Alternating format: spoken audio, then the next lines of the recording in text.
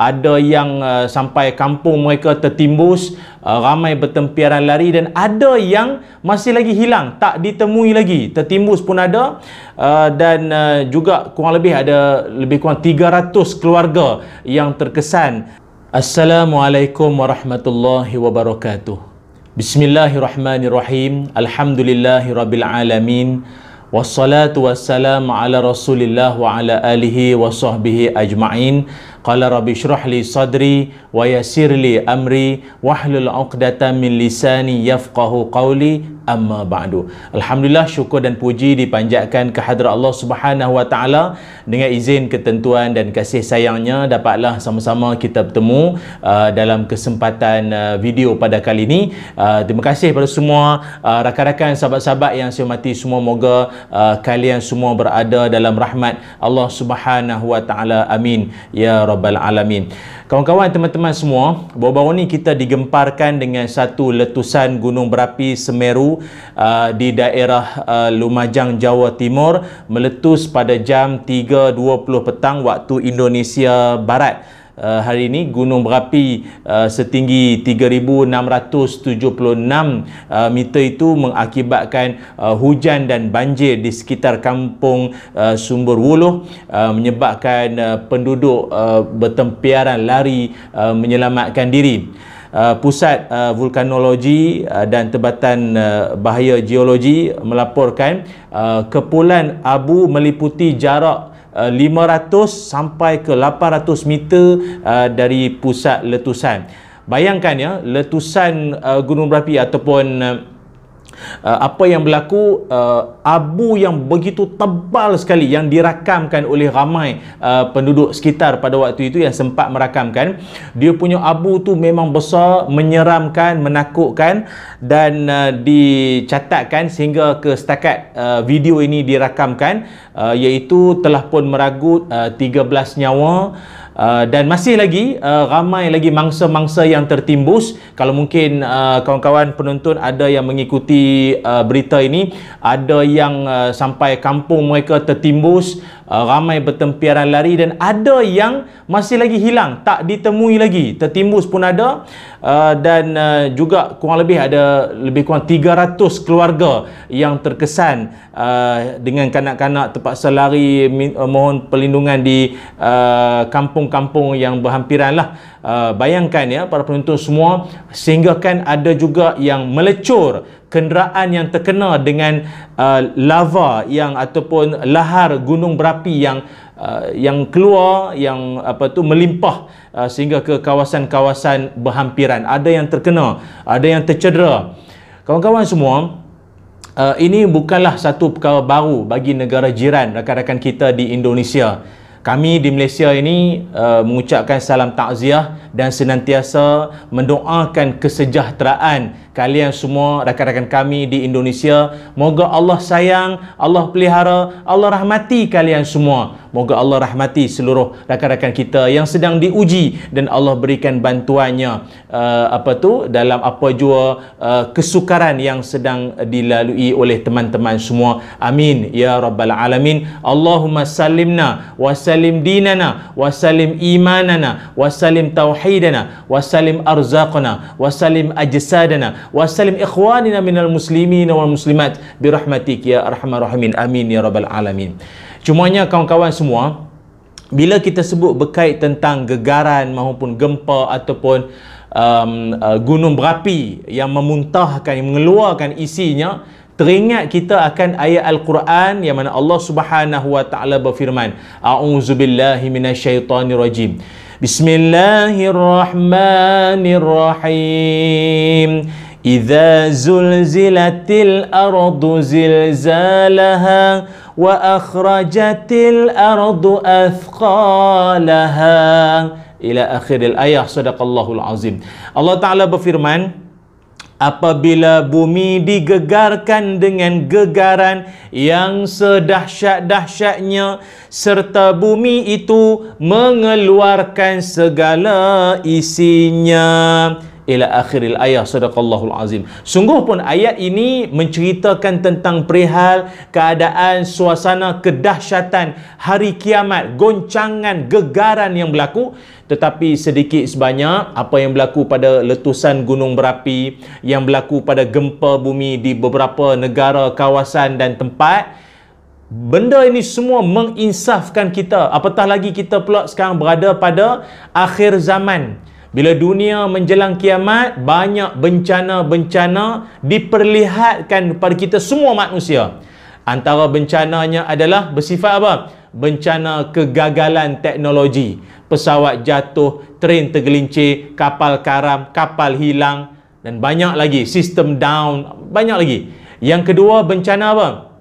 Yang kedua, bencana yang bersifat social politik, iaitu pergaduhan, rusuhan, penularan wabak dengan varian-varian yang sedang, kata orang, beranak-ranak pula sekarang ni, makin banyak pula, membimbangkan banyak pihak pula. Dan yang ketiga, iaitu bencana yang bersifat geologis, iaitu bencana yang bersifat alam, sama ada berlakunya kepala air di beberapa kawasan peranginan, air terjun. Orang dah takut dah. Nak pergi sungai pun orang akan mengambil kira soal kawasan ni ada kepala air ke tak ada kepala air. Ataupun banjir kilat pun banyak berlaku. Di Kuala Lumpur pun ada pernah berlaku, di Kajang pernah berlaku, di Melaka pun hari tu banjir yang begitu dahsyat sekali. Dan juga termasuklah gempa bumi dan juga letusan gunung berapi, sebagaimana yang kita bacakan kisahnya yang berlaku ataupun kejadian yang berlaku di Gunung Semeru di Indonesia ini. Kawan-kawan semua, sedikit sebanyak apa kejadian ini pun sepatutnya ia akan menimbulkan kesedaran, keinsafan dalam hati kita. Jangan pula kita yang berada di jauh kawasan-kawasan gunung berapi, yang berada jauh jaraknya dengan kawasan gempa bumi, atau berada di luar kawasan lingkaran api Pasifik ini, kita kata, kita jauh, kita selamat, kita tak seperti kawan-kawan kita di negara lain. Salah pandangan begitu. Sepatutnya kita kena ada rasa bimbang, kita kena ada rasa risau kalau sekiranya apa yang sedang berlaku, tak kiralah di negara kita ke, di negara jiran ke, anggaplah ini sebagai amaran dari Allah Subhanahu wa taala. Kerana dalam Quran banyak sangat perilaku-perilaku manusia yang macam-macam, yang tak senonohnya, yang cari pasalnya, yang ingkarnya. Akhirnya Allah Ta'ala datangkan amarannya, bukan amaran lagi dah, datangkan kemurkaannya itu dalam pelbagai bentuk dan keadaan.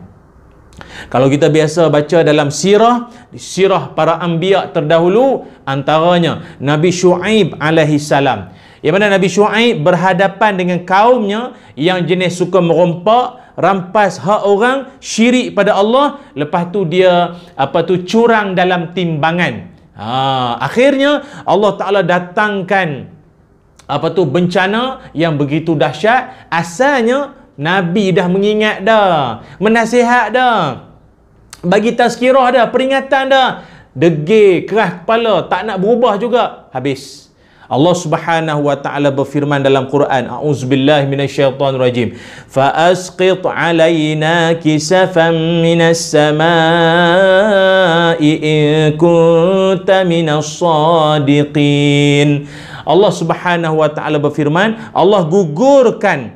Allah menggugurkan ketul-ketul batu yang membinasakan penduduk-penduduk ataupun orang yang berlaku jahat, yang rompak, yang rampas hak orang, yang syirik pada Allah Ta'ala dan menipu dalam timbangan. Ingat, dalam Quran Allah Ta'ala berfirman, surah Asy-Syu'ara ayat 187. Anda boleh rujuk, baca, tadabbur, fahami, insafi bersama. Bukan setakat itu saja, Allah Ta'ala datangkan dalam bentuk goncangan.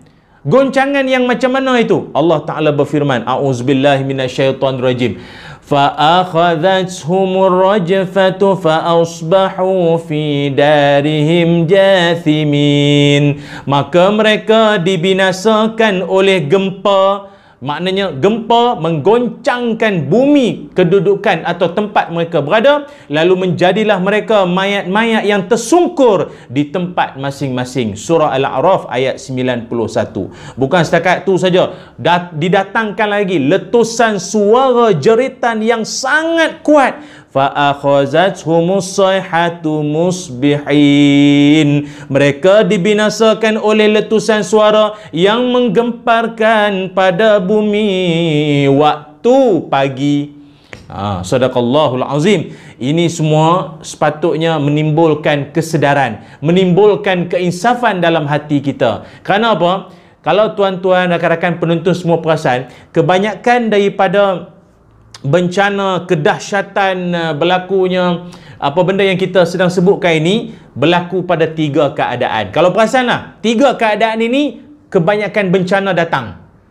Pertama sekali, ia datang ketika waktu malam. Orang sedang tidur lena dibuai mimpi, waktu itulah bencana kebanyakannya datang. Allah rakamkan dalam Quran, a'udzubillahi minasyaitonirrajim. Afa amina ahlul qura an ya'tiyahum ba'suna bayatan wa hum naimun. Patutkah penduduk negeri-negeri itu bersedap hati serta merasa aman daripada kedatangan azab kami kepada mereka pada malam hari semasa mereka sedang tidur? Nampak? Sedang tidur, datang segala bentuk azab bencana ini.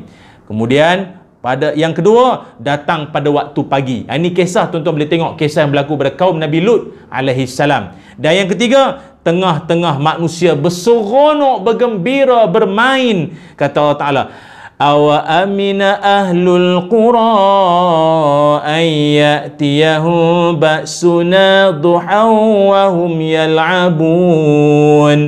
Atau patutkah penduduk negeri itu bersedap hati serta berasa aman daripada kedatangan azab kami kepada mereka pada siang hari semasa mereka sedang leka bermain-main.